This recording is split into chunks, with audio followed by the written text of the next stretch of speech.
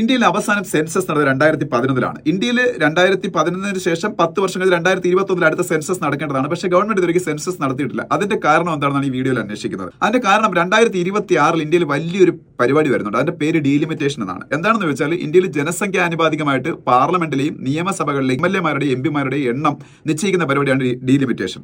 അപ്പോൾ ജനസംഖ്യ ഇപ്പൊ ഒരുപാട് കൂടിയിട്ടുണ്ടല്ലോ. അപ്പോൾ അതിനനുസരിച്ച് നമ്മൾ എംഎൽഎമാരും എംപിമാരുടെ എണ്ണം കൂടണം. പക്ഷേ ഇതിലൊരു ഭരണഘടനാ ഭേദഗതി പ്രകാരം 2026 ശേഷം നടക്കുന്ന സെൻസസിന് ശേഷം മാത്രമേ ഈ പ്രോസസ് നടത്താവുള്ളെന്ന് ഒരു ഇതുണ്ട്.